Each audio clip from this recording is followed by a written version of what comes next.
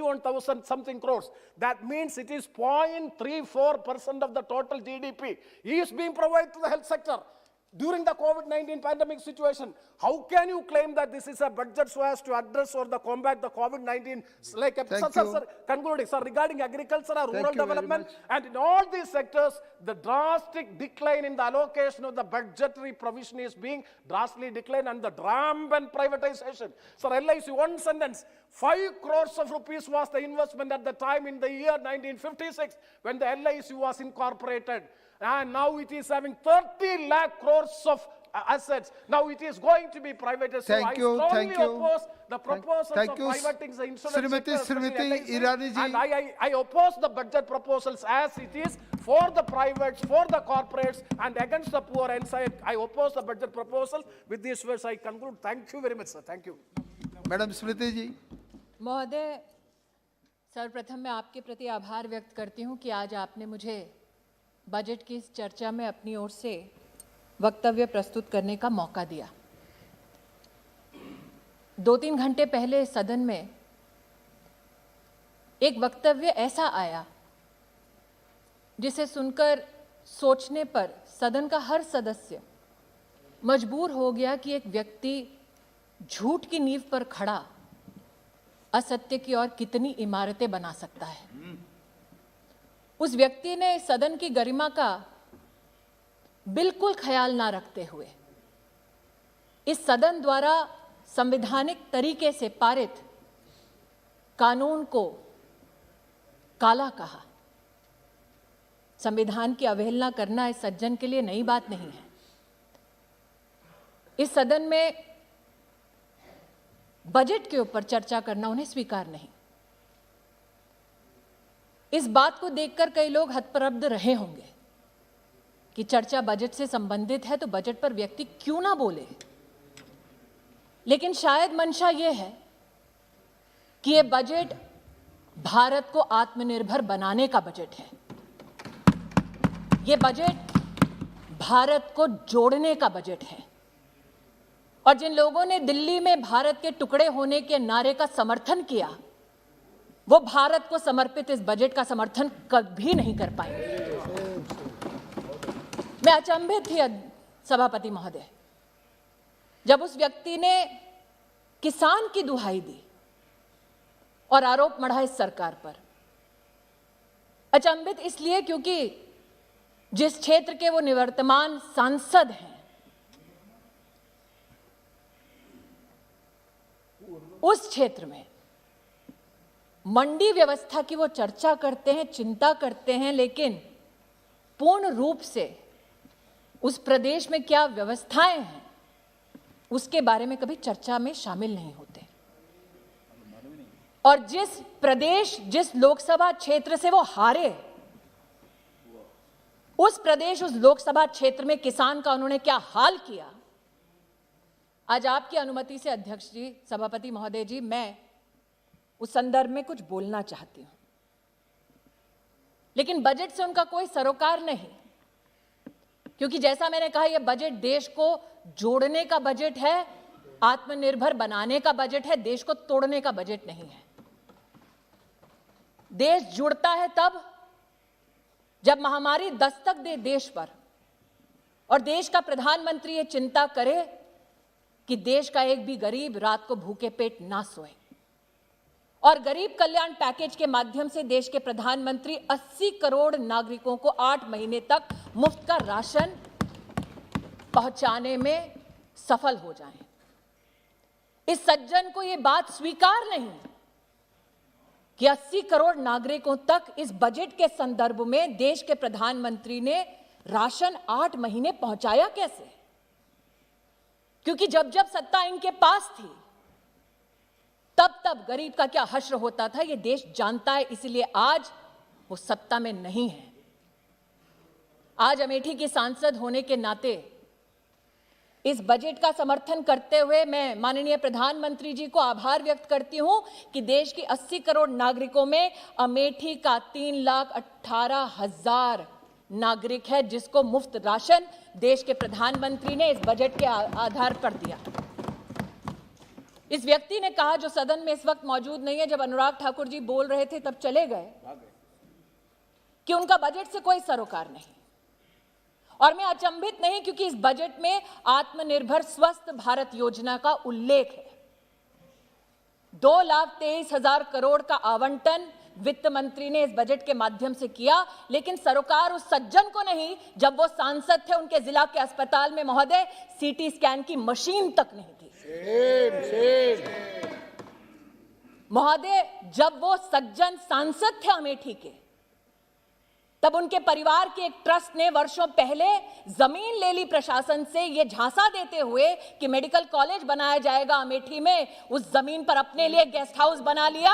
लेकिन आज मैं अमेठी की सांसद होने के नाते ये कहना चाहती हूं, अमेठी में पहली बार मेडिकल कॉलेज देने का अगर प्रावधान किसी ने किया तो नरेंद्र दामोदर दास मोदी ने किया।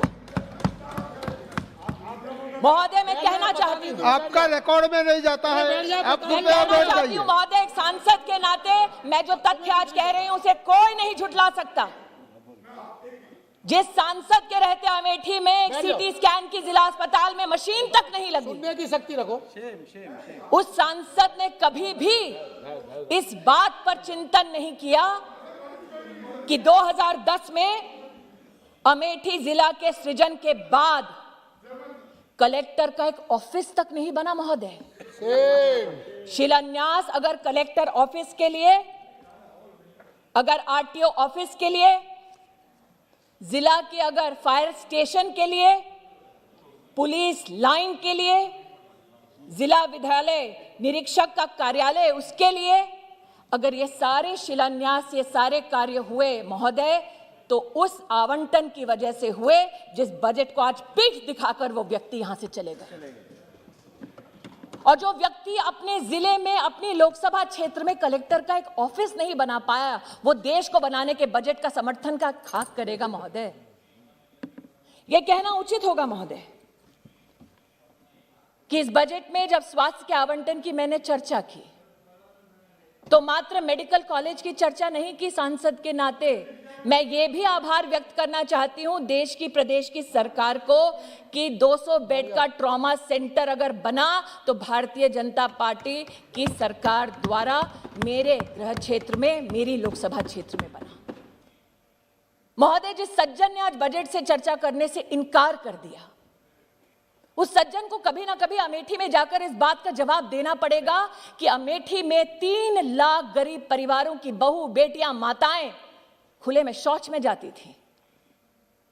उन परिवारों के लिए कभी भी इस सज्जन ने एक शौचालय तक नहीं बनवा कर दिया।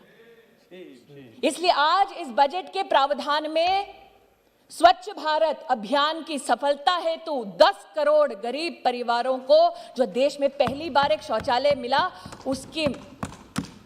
उसमें योगदान अमेठी के 3 लाख परिवारों को जीवन में पहली बार शौचालय बनाने वाले नरेंद्र मोदी जी की सरकार को मैं आभार और अभिनंदन व्यक्त करना चाहती हूं।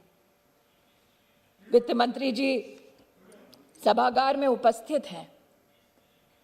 वित्त मंत्री जी पर कितने कटाक्ष किए उस सज्जन ने, ये ना अनदेखा है ना अनसुना है।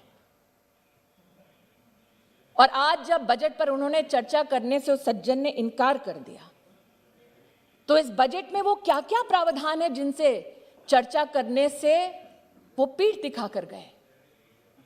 इस बजट में प्रावधान है कैसे हमारे ग्रामीण अंचल में इंफ्रास्ट्रक्चर की दरकार है। महोदय, जिस बजट में रूरल इंफ्रास्ट्रक्चर का प्रावधान हो उस पर चर्चा करना उस सज्जन को स्वीकार नहीं, क्योंकि अमेठी में 194 ऐसी पंचायतें हैं जिनमें आज तक उस व्यक्ति ने भवन ही नहीं बनवाया था। यह भवन निर्माण तब संभव हुआ महोदय जब देश के प्रधानमंत्री नरेंद्र मोदी बने।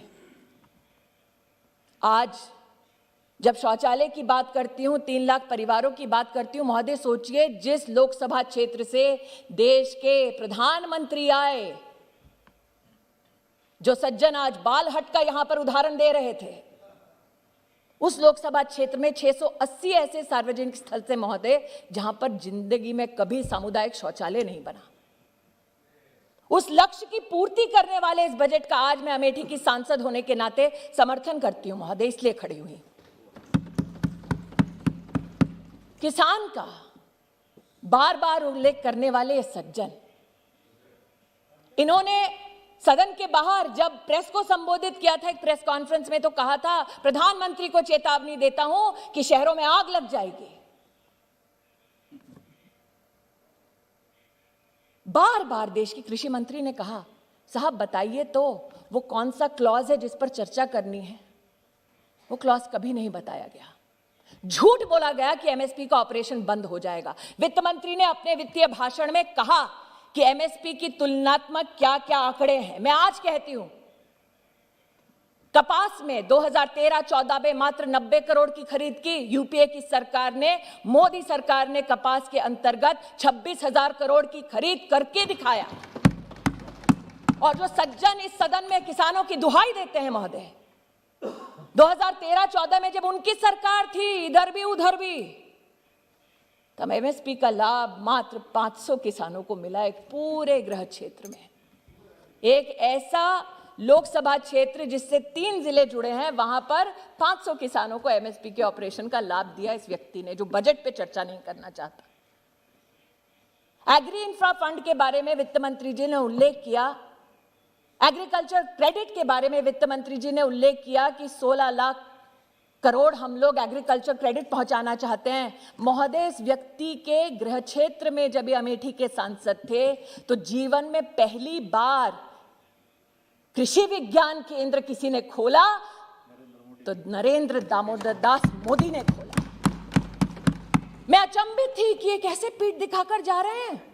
अरे जब ये सांसद थे अमेठी के, तो अमेठी के किसान एकत्रित होकर हमारे कृषि मंत्री से बोले, साहब आज तक खाद की एक रैक नहीं उतरी अमेठी में।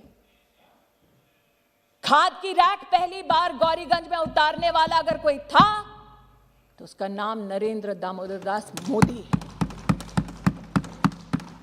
किसानों की दुहाई देते हैं। मैंने बार बार इनसे कहा कि आपने कोहार में किसानों से जमीनें ली ये कहकर कि आप सम्राट साइकिल और नया नया उद्योग बनाएंगे।